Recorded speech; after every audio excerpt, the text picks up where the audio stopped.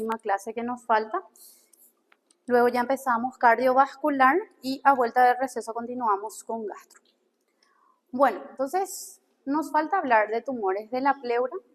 En este capítulo tenemos que recordar que la pleura estaba constituida por nervios, vasos y estaba revestida por un epitelio simple, plano, sin atipias, ¿verdad? Sin atipias, les repito, porque eso es lo benigno y también eso es lo que vamos a encontrar en las neoplasias cuyas características son de benignidad.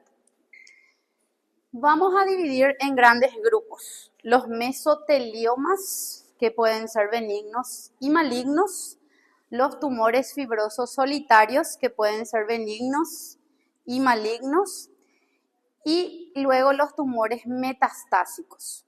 Si nosotros hablamos de frecuencia, ¿cuál les parece que va a ser más frecuente? ¿Los primarios o las metástasis en la pleura?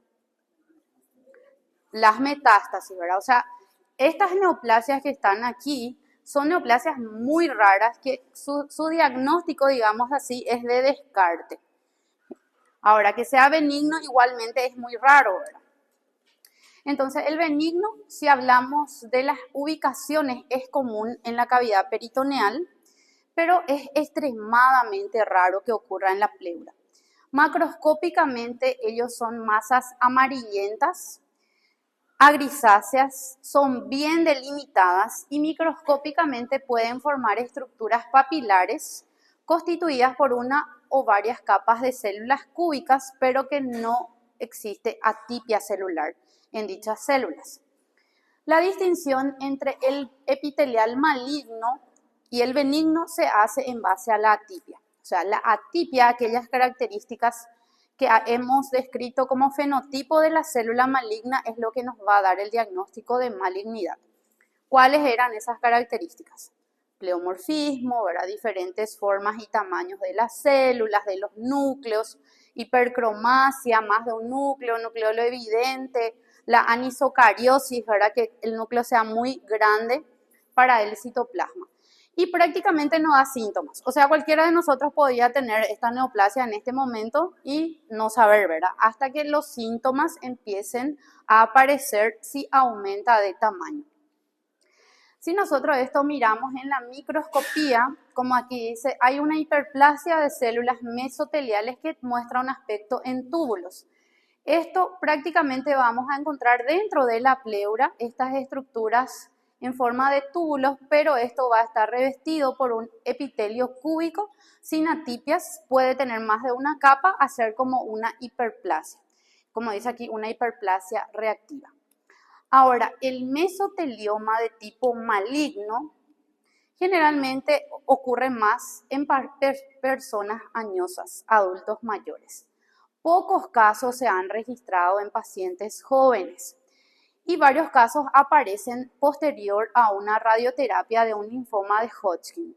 Supongamos que a los 17 años se le detectó un linfoma de Hodgkin que necesitó un tratamiento de radioterapia, se hizo varias sesiones, en algún momento de su vida vuelve a aparecer, ¿verdad? Ya en la vida adulta pasando los 50 años, o sea, intentando curar una neoplasia, aparece otro tipo de neoplasia, ¿verdad?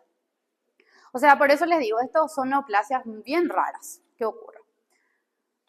Ahora, macroscópicamente, él tiene varias formas de presentación. Puede que sean múltiples nódulos blanquecinos mal delimitados en una pleura difusamente engrosada. Microscópicamente puede adoptar varias formas, papilas, pseudoácidos o crecer en nidos sólidos sin que esto pueda dificultar, digamos, descartar en primera instancia de que se trate de un pulmonar primario.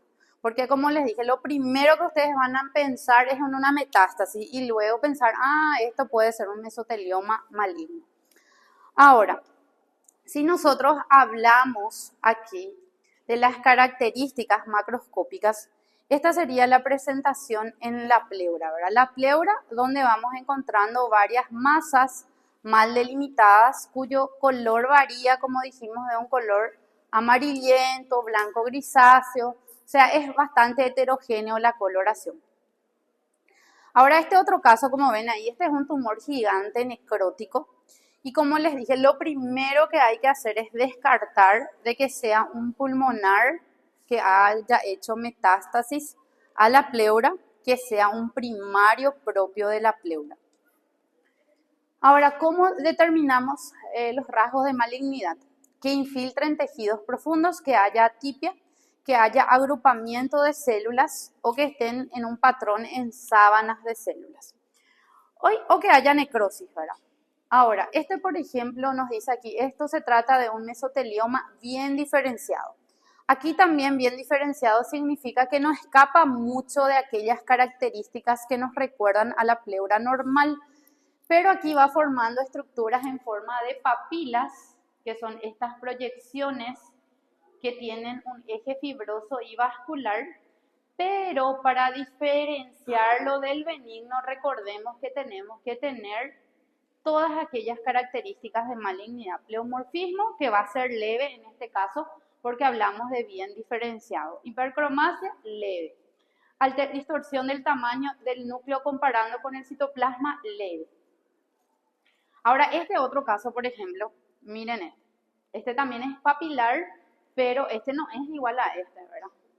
Esto es mal diferenciado, ¿verdad? Porque vamos viendo grupos de células en forma de nidos sólidos o en sábanas de células.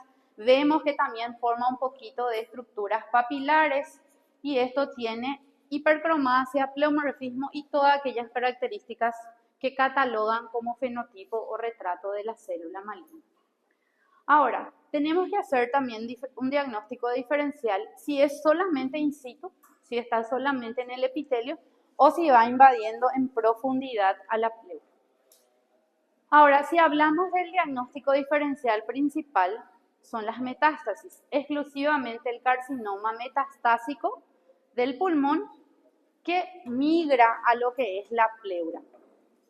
Como aquí dice, es difícil tarea con el HIE, ya, dado que también las neoplasias de pulmón puede que sean muy mal diferenciadas y no nos permitan decir esto es un adenocarcinoma que hizo metástasis a la pleura.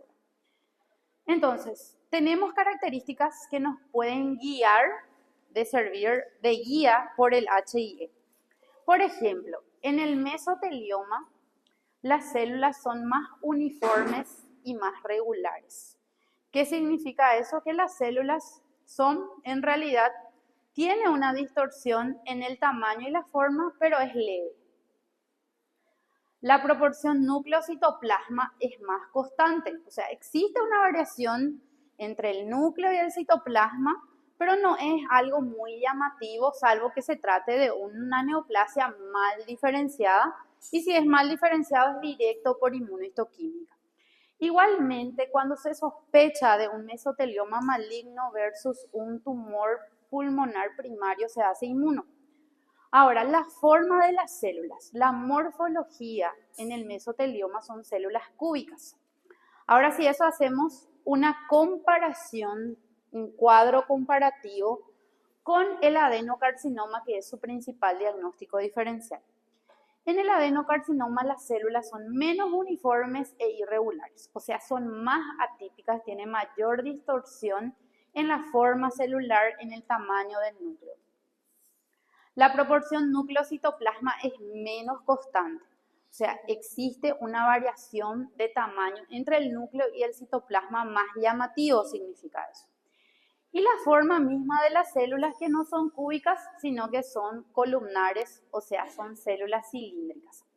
También en el adenocarcinoma las células se van hacinando significa agrupando, y se van amoldando, lo cual va favoreciendo el diagnóstico. Aún así, desde lo que es, digamos, en el campo de anatomía patológica, si tenemos un mesotelioma versus un adenocarcinoma, aparte de mirar estas características con el HIE, sí o sí pedimos inmuno.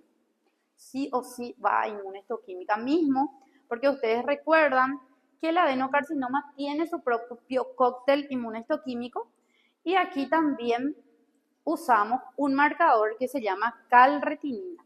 La calretinina tiñe el núcleo y el citoplasma, como ven aquí, da este color amarronado. O sea, la calretinina es positiva si nosotros hablamos de un mesotelioma maligno. Sin embargo, si fuese adeno, quedaría así. No va a teñir de color amarronado, de ese marrón. Entonces podemos decir que el mesotelioma maligno es positivo para la calretinina. Y el adenocarcinoma es negativo para la calretinina. Entonces con la calretinina podemos decir, es un marcador muy útil cuando hay una duda diagnóstica entre un primario de la pleura y un primario pulmonar. Ahora, existen otras variantes más raras, como por ejemplo el deciduoide, donde el citoplasma tiene un aspecto en vidrio esmerilado. En vidrio esmerilado era aquello que ustedes veían, ¿verdad? Como núcleos de color fosco o ojos de la huérfana Anya en el papilar, pero aquí no se llama así, sino que se ve como un patrón más en vidrio esmerilado mismo o fosco, ¿verdad? Que le da ese nombre. De células claras es por el acúmulo de glucógeno, donde las células tienen un citoplasma claro que le da su propio nombre, ¿verdad? Pero aquí es raro. En riñón, cuando vemos, van a ver que ahí sí es muy frecuente el carcinoma de células claras. Pero aquí también existe una variante del mesotelioma. Mesotelioma con rasgos rhabdoides. Justamente de aquí, en un ratito vamos a dar los rhabdomiomas y rhabdomiosarcomas del corazón. O sea, son aquellas células cuyas características se parecen a lo que es músculo estriado. Y mesotelioma de células pequeñas, que también hay que hacer el diagnóstico diferencial con tumores primarios del pulmón. Ahora, si es un mesotelioma de aspecto sarcomatoide, como ven aquí, vemos grandes masas que tienen un aspecto duro al tocar, al palpar, y histológicamente tiene aquellas características morfológicas parecidas al sarcoma, como ustedes vieron en la lámina de laboratorio, ¿verdad? ¿Se acuerdan que ustedes vieron en primera etapa sarcoma y sarcoma clásico y mixoide, ¿verdad? Ahora, otro de los tumores en la pleura son los tumores fibrosos solitarios. Esto también puede ser benigno y maligno, y vamos a ir viendo las diferencias. Anteriormente, décadas atrás, el tumor fibroso solitario se le llamaba mesotelioma fibroso solitario. Luego se cambió el nombre, ya que se vio que en estos pacientes realmente había proliferación de fibroblastos. Y en cuanto a la clínica, así como el mesotelioma, puede que sea totalmente asintomático o puede que dé síntomas, como por ejemplo tos, disnea, que una vez que se extirpa la neoplasia, termina los síntomas. Por eso dice aquí, sufre regresión rápidamente una vez que se remueve el tumor. Puede que sea bien delimitado, firme, lobulado, ¿verdad? Con un aspecto en fascículos o espiral, ¿verdad? O arremolinado o en G de moño, ¿verdad? Que nos recuerda al leiomioma uterino, cuyo tamaño generalmente mide 6 centímetros, y esta sería la característica del tumor fibroso solitario benigno, donde vemos una masa bien delimitada que tiene como una cápsula que le envuelve. Tanto macroscópicamente al cortes hace como un patrón en espiral o remolino, y microscópicamente también vamos a ver ese patrón. Ahora, si aquí observamos, ¿les parece benigno o maligno? Este tiene un aspecto maligno, ¿verdad? Mismo, primeramente por los bordes, ¿verdad? Son completamente irregulares. El otro es bien redondito, parecido así como una monedita, ¿verdad? Esto es una masa carnosa de gran tamaño, en este caso tengo otro para mostrarles también.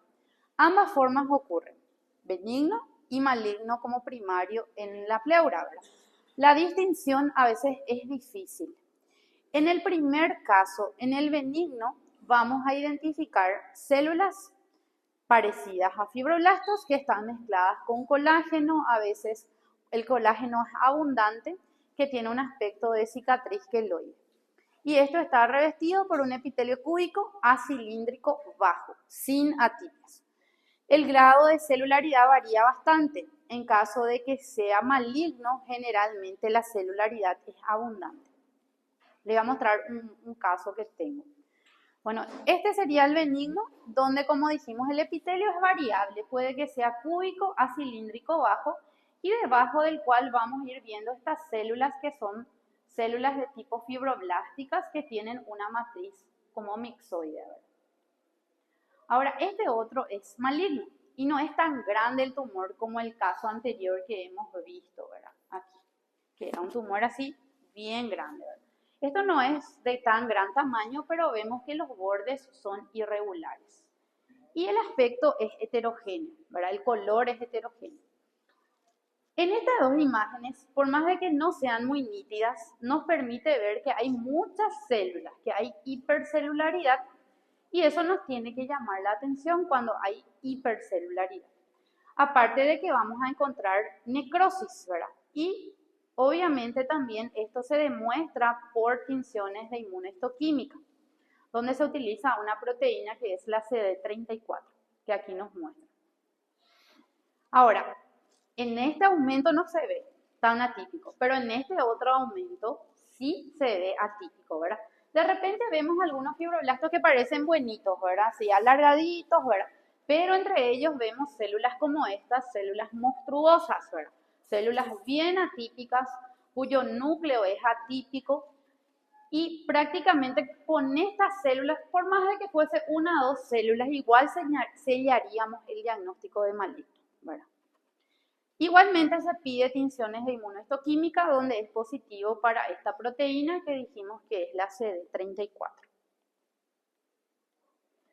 Aquí vemos otro caso de tumor fibroso solitario donde vamos viendo fibroblastos que están mezclados con haces de colágeno. Algunos fibroblastos tienen un aspecto más benigno y otros se ve como más atípico. Igualmente esto tenemos que solicitar la tinción de inmunohistoquímica para nuestro diagnóstico definitivo. Existen variantes raras como el hemangiopericitoma, o sea, variantes parecidas a tumores derivados de vasos. No sé si consiguen ver todos estos buracos, estos agujeritos. Eso es lo que le da el nombre de parecido a un hemangiopericitoma. ¿Verdad? El hemangiopericitoma es una neoplasia de vasos. Ahora, el 90% cura con la cirugía. ¿Cuáles son los indicadores de buen pronóstico? Los indicadores que nos van a decir que es de buen pronóstico, en primera instancia, es la presencia de un pedículo. ¿Por qué un pedículo, como hemos explicado en la clase pasada? Porque es más fácil de extirpar y de que uno esté seguro, que el cirujano esté seguro que no vuelva a crecer la neoplasia. Ahora, que sea una neoplasia bien delimitada, como hace rato vimos y les vuelvo a mostrar. El benigno, ¿verdad? Bien delimitado, pequeñito. El maligno, mal delimitado, de aspecto carnoso. El aspecto mismo macroscópico es feo en el caso del maligno. Y también, por supuesto, ausencia de pleomorfismo, donde tenemos que evaluar varias láminas y las mitosis, ¿verdad? Los benignos, recordemos, pueden tener mitosis, pero son mitosis escasas. En cambio, los malignos tienen un alto conteo mitótico. Ahora, los tumores metastásicos. Las metástasis son lo más frecuente en la pleura y es lo primero que debemos de pensar. La mayoría de las neoplasias que están en la pleura son metástasis. Ahora, que sea primario de la pleura, lo que hemos hablado hoy, mesotelioma benigno, maligno, tumor fibroso solitario benigno, maligno, son raros, pero puede ocurrir. Entonces, 75% son carcinomas metastásicos. Los síntomas también son parecidos. Todas estas neoplasias de la pleura tienen sintomatología parecida, ¿verdad? Tos, dolor de pecho, disnea, algunos debutan con un derrame pleural de aproximadamente, como dice aquí, más de 500 ml, 500 ml por ahí, ¿verdad? Y puede variar, puede que sea seroso, serosanguinolento o exclusivamente sanguinolento, hemorrágico. ¿Cuáles son los tumores que hacen metástasis a la pleura? En realidad muchas de las neoplasias pueden hacer metástasis a la pleura, pero estos son los más frecuentes. El pulmón, ¿verdad? Por supuesto, que es el primero por excelencia que más hace metástasis a la pleura. Las mamas o senos, el estómago, tumores gástricos que hemos dado la semana pasada y tumores de ovario también, como dice aquí. 90% de las efusiones malignas en el pulmón, el seno y los ovarios son ipsilaterales con respecto a la lesión primaria. ¿Qué significaba ipsilateral? Era del mismo lado. Por ejemplo, supongamos que una paciente tiene un tumor de ovario derecho y puede que tenga dificultad respiratoria, disnea y que esté haciendo un derrame pleural del lado derecho. ¿Cómo lo hace? No sé si recuerdan por anatomía que había unos pequeños hiatos. Por esos hiatos van subiendo y van haciendo estas metástasis, ¿verdad? Y a veces es el primer signo de una paciente o de un paciente. Les repito, muchas neoplasias, la mayoría puede hacer metástasis a la pleura, solo que estos son los más frecuentes. Profe, mas assim, no caso de ser tumor original da pleura, eles podem, coexistir, assim? Puede que una misma paciente tenga dos neoplasias diferentes, puede, sí, existen también. Existen pacientes, por ejemplo, una paciente que tiene un cáncer de cuello uterino, un ejemplo, y tiene un tumor en pulmón también. Así, totalmente diferente. Por ejemplo, es escamoso en cuello y supongamos que en pulmón tiene una adeno. Hay también pacientes que tienen dos tumores totalmente distintos o que entran en el contexto de neoplasias endocrinas múltiples, o sea que tiene varios tipos de neoplasias endocrinas. Ahora, una efusión pleural maligna puede ser la primera evidencia de la existencia de un cáncer, como estábamos diciendo. Y hasta ahí es el capítulo de respiratorio. Queda por ustedes por decidir qué capítulo van a rendir en la parcialita, si quieren rendir cardiovascular o si quieren rendir respiratorio. Hasta ahí ya cierro yo respiratorio